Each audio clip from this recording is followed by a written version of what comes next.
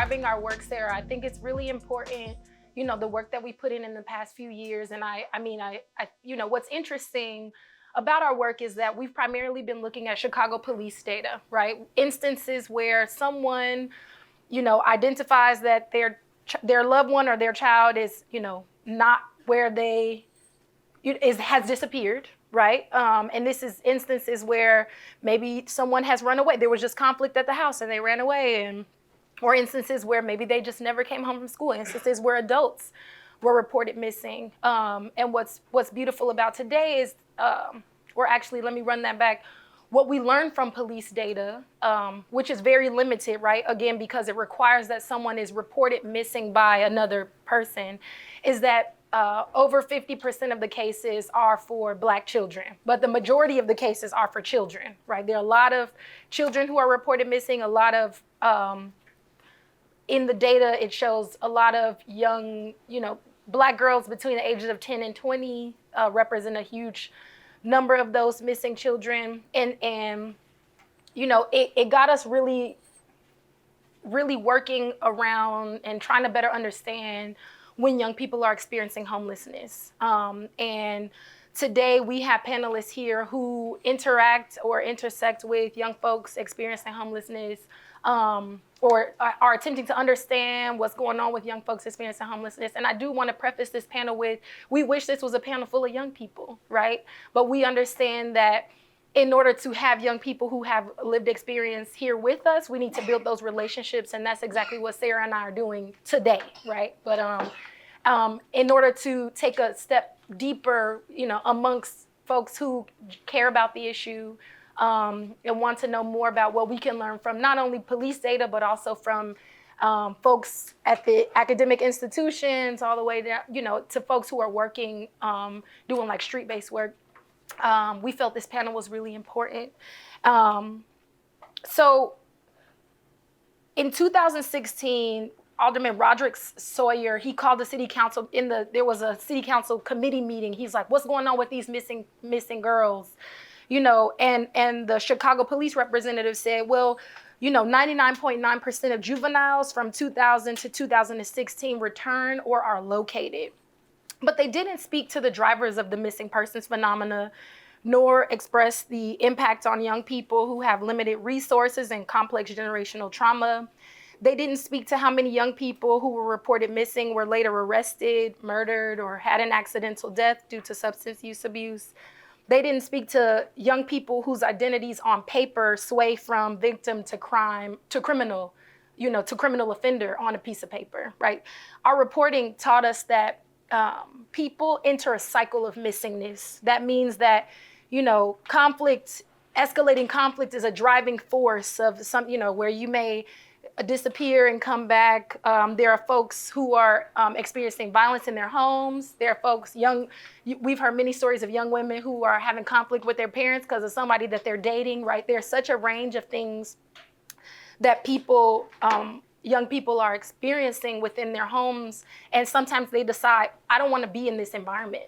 I want to be somewhere else. And young people, they may be slotted to DCFS. They may be slotted to, some foster parent, auntie, extended family. They may begin living on the street. They may never be reported missing and end up couch surfing for months, maybe years, right? And so we recognize and learn through our reporting, not only there's this cycle of missingness, but then there's also mental health is happening, substance use is happening, folks are doing survival work, and there's a lot of trauma that they encounter on the streets on a regular basis. And so, again, we felt this panel was really important to kind of lay the landscape, right, beyond Chicago police data and the somewhat, limited perspectives that we've been able to gather. We wanted to talk to folks who are committed, whose day-to-day job is working with or better understanding the way that these systems impact young folks experiencing homelessness. And, this is a public newsroom. It's a free workshop series where folks from all areas of life can come together and deconstruct local issues. And that means that, y'all matter too, right? We want to hear from you too. And there will be time for a question and answering kind of group discussion at the end of the panel where folks will be able to kind of raise their hands and give us a shout related to some predetermined context that we'll present to you later. And then just one last reminder, this is recorded, and we will make sure that it goes up by letting you know via the email that you provided when you checked in. Okay, so let me just introduce our stellar panelists real quick. Let me go back to their bios. So Dr. Forrest Moore, he is a policy fellow at Chapin Hall. Moore provides strategic guidance on research and evidence used to youth serving agencies across a multitude of issues, including the overrepresentation of children and young people of color and their families in child welfare and justice systems. That's Dr. Forrest Moore. He told me he likes to go by Forrest, so that I'm gonna give him the respect. Then we have Susan Frankel, who's been serving as the Chief Executive Officer of the National Runaway Safe Line, NRS, a 24/7 crisis center, service center that supports teens who have run away or are considering to do so. She's been there since August 2018 in that role. Prior to joining NRS, she served as the ED of the Chicago Foundation for Education, which provides support and resources to teachers in the Chicago Public School District. She's worked with many other child youth-focused organizations over the course of her career. And then we have Nikki McKinney, who is a Chicago-born and raised activist, mother, and student. They are a current lead organizer and co-creator of the Street Youth Rise Up campaign, a direct action and research group of homeless, street-based, and home-free youth who want to change the way Chicago sees and treats young people who do what they have to do to survive.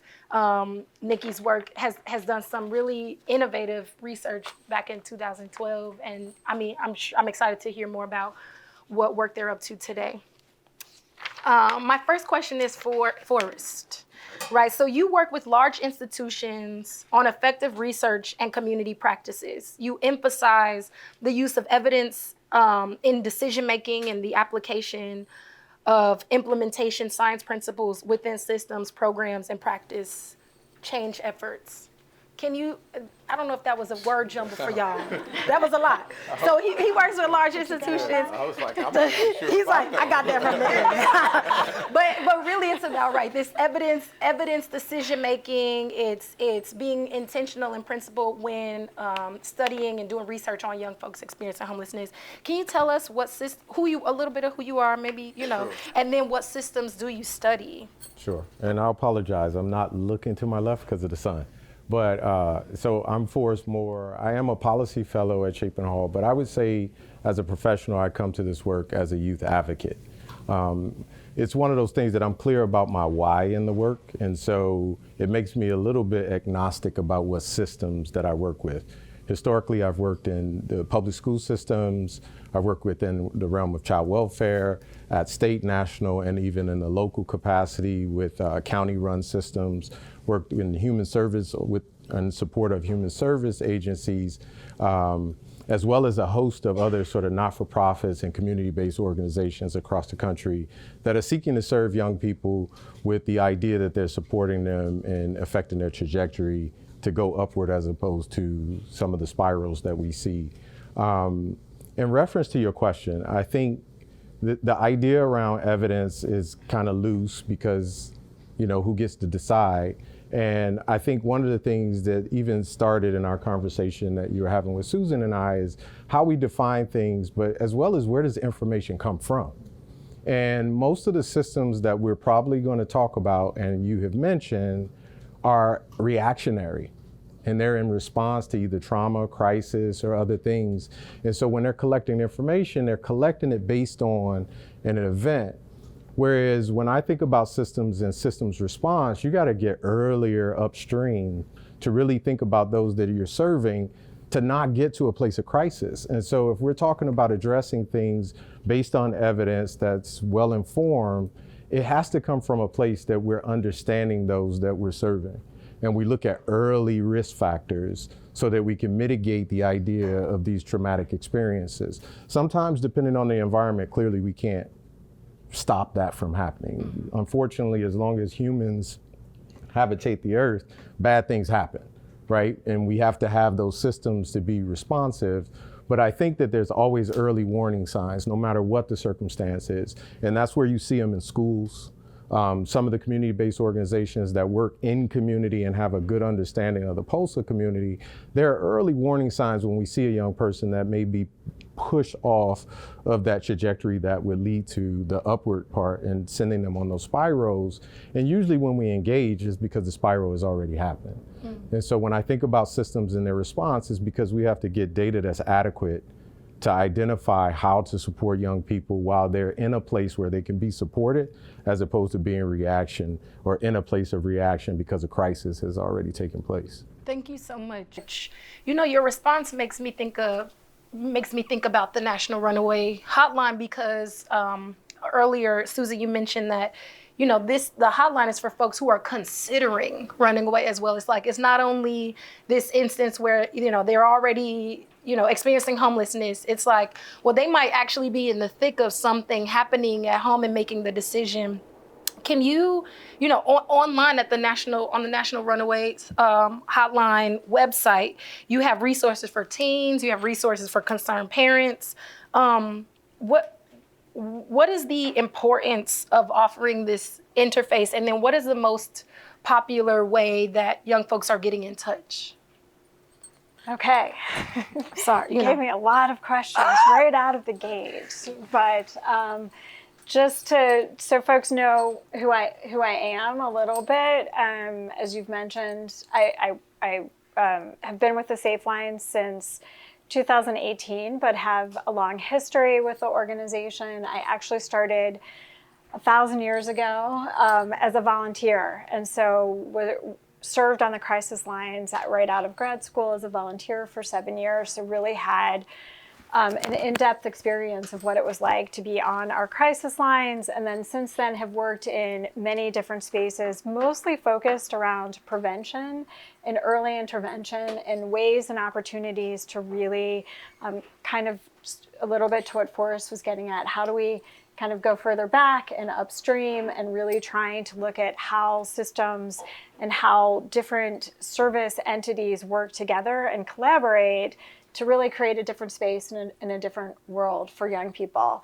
And I think what is so important and critical about what the National Runaway Safe Line does is not only are we one of the only national crisis lines or crisis hotlines that exist that is solely focused on serving young people, and young people of any experience and any background and from any community across the country, but we are really solely focused on making sure that at any point in time there is a safe space for young people to reach out any time during the day and any moment to reach out for help. So what is critical about what we do, and when you're asking how do young people reach us, we do have a traditional hotline, so a phone, which is a really foreign piece of equipment now for a lot of young people, right? That's not really how most young people see even the cell phone that's in their hand. They see it as a communication tool, but they're not calling.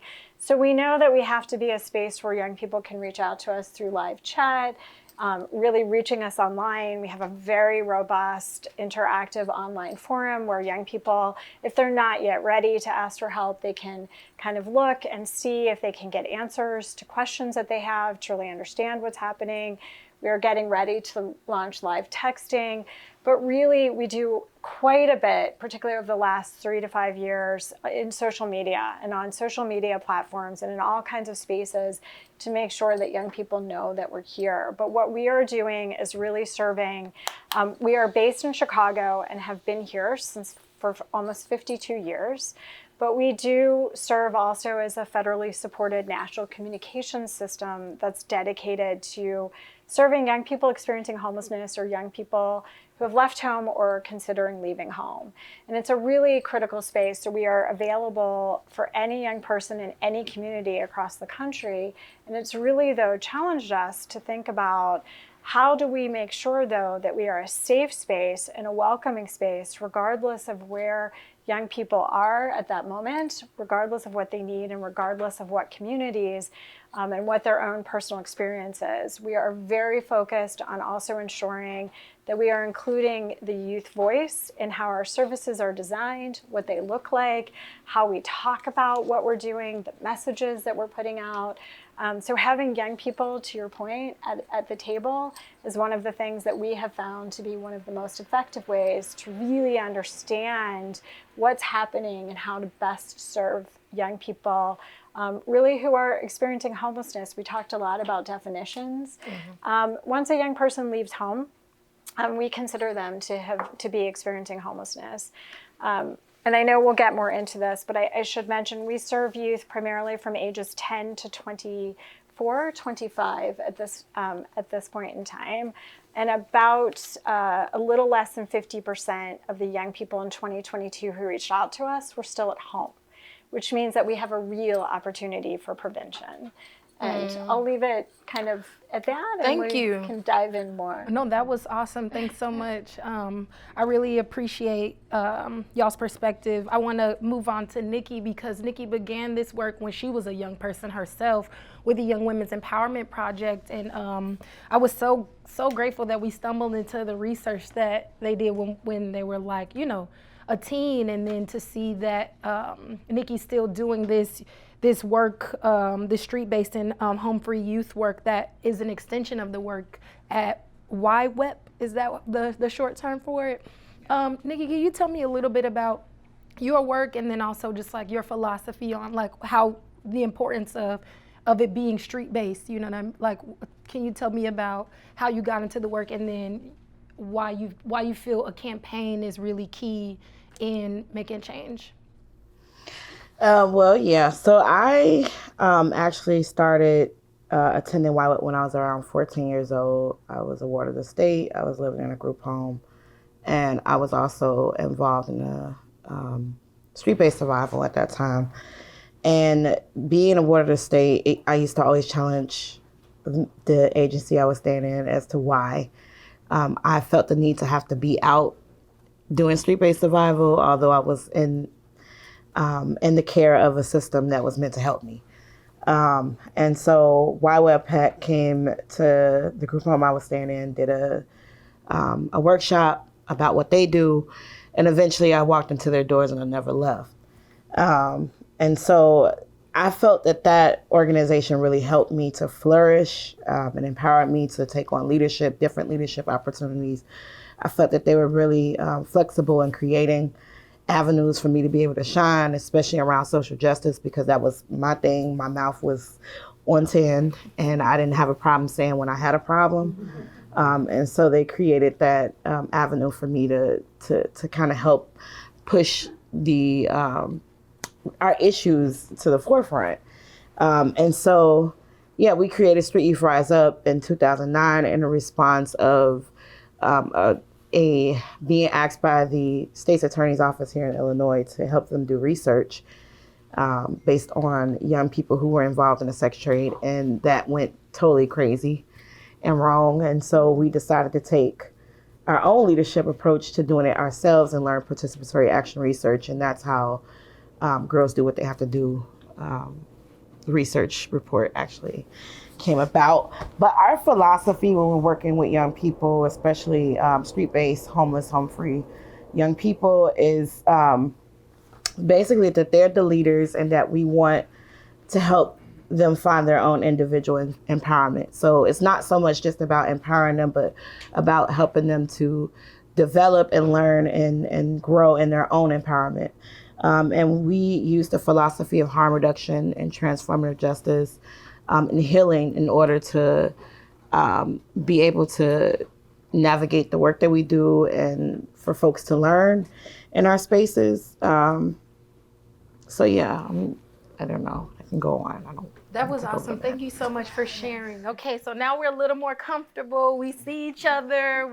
We're a little bit more familiar with, you know, who's here on the panel. And I think the next step for us is really diving into some testimony, trying to understand what it is that y'all have learned from your work. And so I'm gonna start with you again, Forrest, because I remember Forrest sent me a paper about the social ecology of displacement. I don't think I had ever heard of the term before, but I was familiar with this idea, right? That there is like some social ecology of displacement. There is some early warning signs, some indicators that that appear before someone is even displaced. Can you tell us a little bit about that theory, and also just like what your research, this kind of research, has uncovered about youth experiencing homelessness? Sure. And so, well, in fairness, and I'll say that there's work around the socioecology, but the work that I'm in is not reflective of that. It's built into it. It's part of the model and the approach.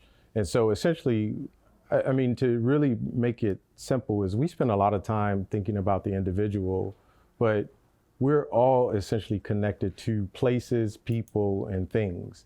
And so a young person, you know, is in an environment, whether that's, you know, immediate family, familial, friends, extended family. There's a community for which that family sits in. That community sits in a city like Chicago, and we could probably break it down in more fragments. But that's essentially what it gets at, is that nested environments, there's different things that we can identify in each one of those environments that contributes to what happens to a young person. And so looking at it from another perspective is that typically when we see a young person that is either experiencing homelessness, who has decided to run away or have some other challenges, there's been many fails before that happens. That's a symptom of multiple things that would happen in a person's life before that happens, right? And so oftentimes when we're studying, we seem to focus on the symptom and not truly trying to get to causality. And so, and then it becomes tough because we can't have these conversations. Like, I think it's important that we kind of pause and talk about the importance of equity, diversity, inclusion, because we have histories of oppression in this country, and we can't negate those oppressions and have a conversation today and not think about the effects of oppression. And so when we're talking about these things, it's important because some of it implicates the family. And there's a tremendous amount of family breakdown for a young person to be left alone. What happens in society, though, we immediately go to blaming the family. Not equally fair when we think about the context for what happens to people due to oppression. People are stripped of a lot of things and left to sort of figure it out, to build and to create agency. And so what I've seen is that we spend a lot of time in reaction to symptoms, and sometimes these symptoms emerge because they're hard to look at, right? And some are invisible. So some of what we talk about in homelessness, we don't see those young people. They're not accounted for. And so therefore, for many people, that's not a problem. Well, if you think about that young person, the people that love that young person, that is an extreme problem. And it's a problem not only for that family unit, it's a problem for society, right? And so I think it's like really important that as we continue to sort of flesh these things out, depending on the discipline, people have different terminology, they look at it different ways, but most of it is in reaction. It's in reaction to things, like I said before, crisis, events happen. And as long as humans are on the earth, there's gonna be trauma. We all experience some kind of traumatic episodes in life, whether it's loss of loved ones, bad things happen to us by bad people, or sometimes it's just circumstances of being in the wrong place at the wrong time. But in that, those will always happen, but we can't focus solely on treating trauma without thinking about whole people. And so our systems have to become more responsive early. And I know that's a burden on many of our systems. Systems are run by people. People are flawed. And in most cases, we collect things based on dollars, not based on people. Many of the data that we collect, especially when we think about like large systems data, and everybody wants access to system data, but most of that data, if I was thinking about a person, I'd say that's trash. But when I think about, we want to know as much as we possibly can about the lived experience of people, you want to access anything that's going to give you power to speak to it. But the challenge that I see in most systems is that we're not collecting things that matter as it relates to whole people, how we serve people. And most of it lends a hand to accountability. Accountability is important. We all need it. I think as humans, we function knowing that there's something expected of us, and that's cool, but only to an extent. When we're thinking about it from a service perspective, we want to serve based on those people that are in front of us. And the best use of information that would help us serve typically comes from them, but not in the case of just crisis and responding solely to crisis. And so some of it is just us thinking about how do we get systems, communities, and people to think about early response, mitigating risk. And then part of that is sharing and getting people to understand what are risk factors, what are early risk factors. When we see things, typically in school, we see early things happen to young people, and immediately without the right information, we think it's discipline, or they're in trouble because they're acting out because they don't want to learn. But then you dig deeper, you look below the surface, you find out that student hasn't been to the dentist in 5 years. They have an abscess cyst that affects their ability to learn, to listen, and to pay attention, right? And so your response isn't to discipline, it's like, let's get them connected to a dentist. And similar situations where other things happen, where it could be issues of crime in the family, or it could be direct harm. A young person isn't going to come forward wanting to share that with the world. They mask and they try to suppress those traumas, and it manifests in ways in which we don't always understand. But if we don't access the right information to be able to understand that early, then what we do is we react. And most of our systems are in a reactionary state. And it's really difficult to have these conversations because we're talking about whole people. And while trauma happens, people aren't reduced to just being their trauma. There's a lot more to their story. That's something that happened to them that doesn't make that them. And so getting systems to look from that perspective, it's a challenge, but we're starting to see where people are interested in getting information differently. You know, school systems are now doing things around the health and wellness of young people and wanting to understand the environments that they're in, so that then you could be responsive to the young person in their environment as opposed to what then gets reported after the fact. Thank you. Yeah. Thank you so much. No, I really, everything that you just said kind of it's propelling me to Susan, because you're saying, like, what can we learn from, you're talking about we need to hear from young people about what's going on. We can't be reactionary. We have to have these spaces for folks to be able to kind of proactively share so that interventions can occur. And I'm curious, just like for the National Runaway Safe Line and the various ways that young people are sharing things with you, one, like, what are they saying? What are some of the issues or circumstances you're seeing young people experience? And then do you feel like some young people still have barriers reaching your site? Because what you're sharing for us is like, we don't see them, right? And so if we don't see them, they might not even make it to the safe line. What are you seeing? And then what are you fearful that you don't see? Sure. I think it's also, just to follow up a little bit on what Forrest was saying, it's this notion that youth in crisis, or youth who are experiencing homelessness, are sort of this image that folks have about being like sitting on the street by a dumpster, always with hoodies. Young people are always pictured in images with sort of always a hoodie and always by a dumpster in an alley, which is really not where most will be found. That may be true for some, but we talk a lot about young people experiencing homelessness or who are experiencing crisis at home are in plain sight.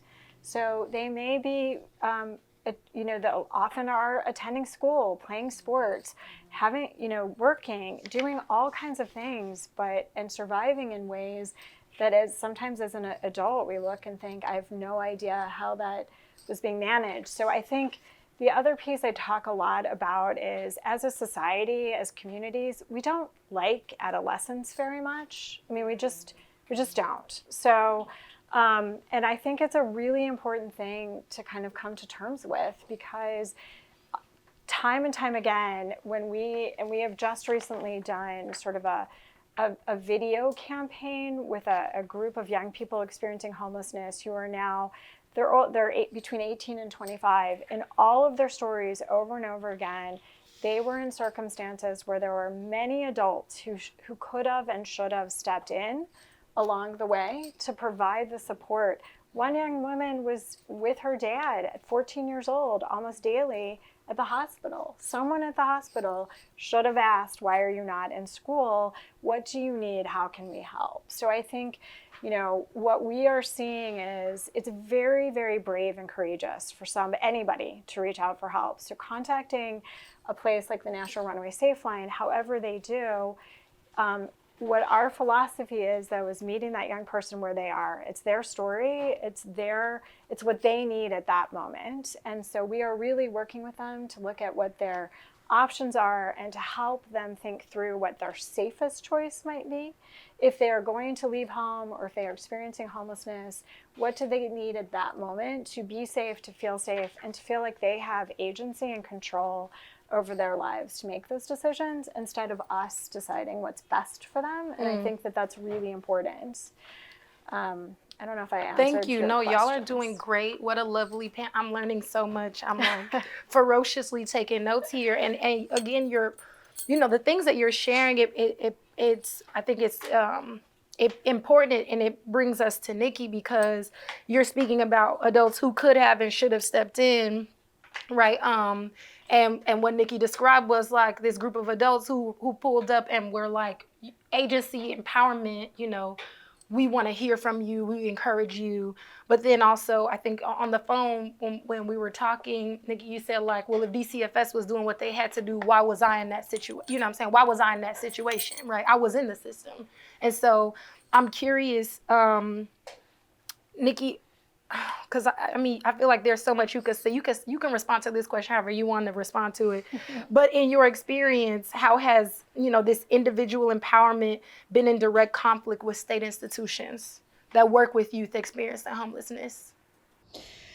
So I don't know. I guess I can speak from the heart with my personal experience and what that was like, battling, just trying to grow up in that system. One of the things that I recall or remember is when actually I was a part of YWEP and I became the executive director at the age of 22. There was, at that time, I think it was like 2008, I had just had my daughter. And it was a pretty hostile political environment around the anti-trafficking movement versus, folks who were sex workers who used harm reduction based, and especially those who worked with young people. And so it was kind of in this hostile environment that I kind of had to navigate being an executive director and then also leading a team of young people, because we had become completely youth-led with adult allies support, of course. And because of that, it made it really hard for us to do the work we were doing. And we had to make a collective decision out of safety for ourselves and the young people we were serving to shut our doors. So that, I don't know if that's an example that I can give from my own experience. But the ways that I've realized there has been conflict is basically around the policies that are in place when it comes to the institutions that serve young people, and also even the organizations, even schools, even, of course, police is one, and even in the hospitals. And because of those policies, it can either make the space unsafe, feel unsafe, or hostile or violent towards the young people. We just came back from Texas, working with folks down there, just networking and learning from other youth-led organizations down there.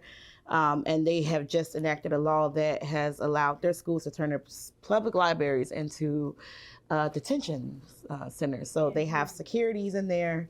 That's just another example. So like them turning their school libraries into, detention centers, and having troubled youth go into the library in order to be calmed down and things like that. That is, to me, is like the school to prison pipeline. We can go further into that. But another way is based on, hold on, because I jotted down my points. There's the denial and refusal to help or treat young people based on their race, their sexual orientation, their gender identity, mental illness, or mental capacity to understand what they're saying, or if they understand what's going on. And then there's the adultism, where you enter a space and you think that you're getting the help you need, but the person that's helping you either that cannot relate, and you can clearly tell that this person can't relate to you, or it might be that they might look at you and say, oh, well, you don't know what you're talking about. How do you know what a struggle is? And you don't know what this young person might be going through. And in reference to what Forrest was speaking on earlier regarding the oppression and research and dollars and such of institutions, I also think that a lot of, well, it's my personal opinion, but I've seen a lot of institutions and organizations take grant money, promise young people things, and then not follow through. And then that young person becomes hostile because you just wasted their time. And so I know one thing that Cyru and YWeb believed in is that your time is precious, and we're going to pay you for your time, because us paying you could prevent you from going out there and actually engaging in sex work or engaging in the street economy or anything that could actually lead you into prison or dead or anything like that. So, so that's our harm reduction. I think to add to that, when we think about sort of how systems are structured and how these large systems impact young people trying to navigate those systems.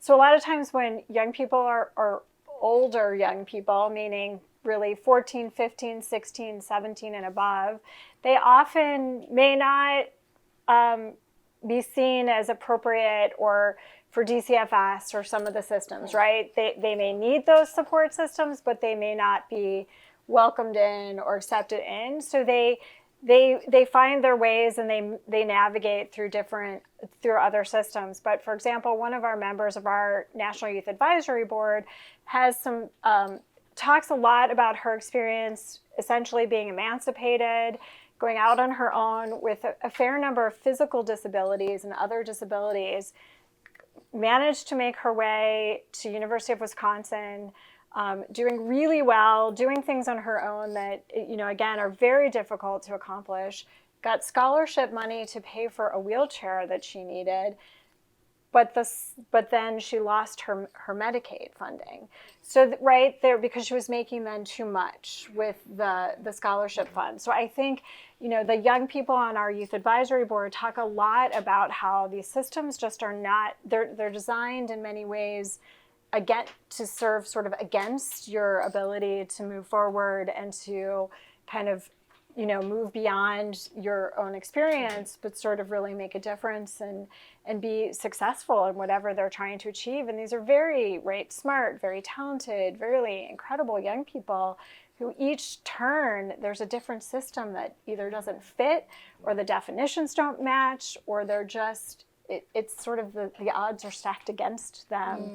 And I think that that's a really, really important part of these conversations. So can I raise one more example? So I have a lot more experience than just working in YWeb and Cyber. I've worked in DV shelters, other youth spaces, et cetera, et cetera. I'm also a Soros Justice Fellow of 2018.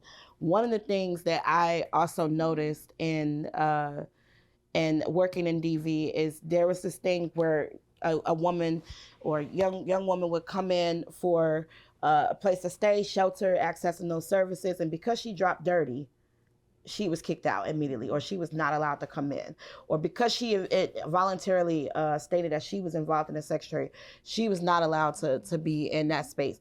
And so that's another way that folks are being directly, like, there's conflict. I have this empowerment to go get myself some help to get out of this situation. And yet when I get to this next place that I think is supposed to help me, I'm met with conflict because I smoked some weed before I got here, or because, I do what I have to do to survive. So.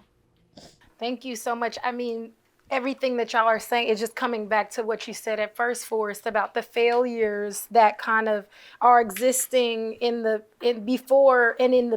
between space of folks who are experiencing homelessness, and that is young people, of course, which is the experience that we are focusing on today. But also, like there are many folks who are experiencing DV, who are experiencing homelessness, who maybe even experience homelessness as a young person, who maybe experienced DV as a young person, right? Like who was experiencing, who had all these signs, indicators that something else was going on, but there was not an intervention that was, that came to an intervention that actually successfully prevented at least in this cases of these folks we're talking about, escalation. And so as we kind of close out our panel, I'm just curious, who are the characters here? Like when we're thinking about systems, right? Who are the characters within this system? And then who are the characters within this system?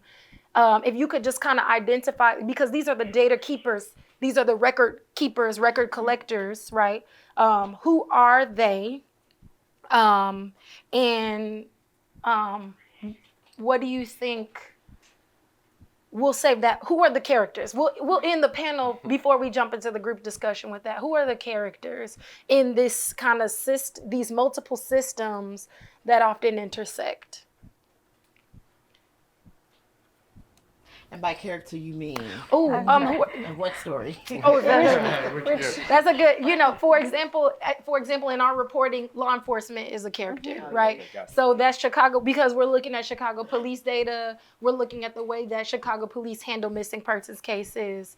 And, y'all named schools, and I'm like, who are the people to be accountable? Like, who are the folks who, in addition to law enforcement, because obviously law enforcement are the primary agent for interacting with young people in the street, as well as the primary agent for receiving reports of folks experiencing homelessness. Now we know that it's underreported, but they are the agency in the policy on the papers, right?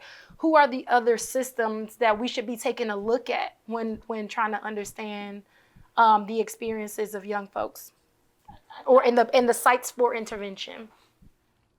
So I would honestly say DCFS, the department, all child welfare systems need to be debunked. They need to be like rebuilt from the ground up, because their policies involve using the police a lot. So and also I just want to say they do work hand in hand. So if you think about it, like you got securities in schools, or you got security officers in juvenile detention, of course, juvenile detention centers, but you also have securities in the hospital, so they kind of work, they intersect in a lot of ways, especially, just, that's the word I say. Yeah, go ahead. Well, I mean, there's so many systems, right? So the police, human services, DCFS, the education system. I would not exclude our health and medical spaces that also see most of these people, and usually in emergency rooms, and can clearly see that it's something else that brought them there other than what would be a medical emergency. But I feel like there's also, again, if we start to think about systems and agency, we have to think about family structures and family, because people come from someone, right? Like you start somewhere. And again, it's not to put blame on families, but we have to be able to identify it at that place to support families to keep young people intact. And then where there's no other option, then you have these systems interventions. But I'm taken by it, because I think, unfortunately, these systems do exactly what they were designed to do, but it's not to serve people to the extent to which we're talking about, and it's not to serve whole people. It's usually in response to a very small sort of fraction of what makes you you. And if we're expecting that system then is going to be a care provider, I think it's a sort of flawed perspective. They're going to do exactly what it was designed to do. And now some do it better than others because they're thinking more global about how can I help. But as we have to examine community when we think about how we care for our citizens in our community, because we see things. Like I can tell you where I live in Prosville, I see things all the time. I have to then make a choice. Do I do something about it other than observe it? And then at that point, who do I engage? Okay, thank you. I'm just, I wow. think that the challenge is, though, it is this interconnectedness, right? As the Safe Line, we have almost 8,000 national partners, not national, but all local sort of community-based partners across the country. This really complex network of really a lot of people who really believe and are there to support young people and have experiences, but there's also who's funding them and what the laws are, right, that also surround and define what those agencies, what we as, you know, as we look at some of our funding, what it allows us to do, what it doesn't allow us to do, how antiquated some of those systems are, how they are not designed to be sort of people friendly necessarily, or we're also really seeing this broad sweeping shift in legislation that's going to really, really be detrimental for young people. The eradication of access to health care and gender affirming services in states across the country, and rights for LGBTQ plus young people who identify as LGBTQ plus and youth of color, and how that there may be an entire network of service providers in those states who want to do and provide and support families and young people, but can't now, right? So it's very hard and complex to say it's this player or this player. Okay. So it's really an assembly of this hospital, hospitals, child welfare. I mean, even the medical examiner's office to see what ultimately happens to folks if they end up murdered or pass away by way of substance use abuse disorder, things like that. Can I add with just one more complexity? Go ahead. Just in that, because also when we talk about these systems and each one of them sort of gathering and collecting information, there's very little exchange across systems. And so I know as a member of society, I have an expectation for these systems to perform differently, but I also know that they're very fragmented in their understanding. If you came to me about your elbow, but I saw your knee was hurting and I can only deal with your elbow, that's what I'm going to deal with and collect information on. Unfortunately, you're going to leave with the bad knee and someone else will have to get that. And our systems aren't designed to bring that information together. And then oftentimes, this is where it's important for us as citizens to understand the importance of what belongs to us in way of data, because then that becomes the reason that systems don't share, because they say they're protecting us as citizens, because there's privacy and data rights that you have to be careful of. It's a lot of money involved in data. And so that becomes the reason they don't share, but then that becomes the flaws that we see in service. Right. Because we can't see this complex full picture of the lived experience of these folks. Yeah. Thank you so much, y'all. Can we all just give a round of applause to the audience? Thanks so much.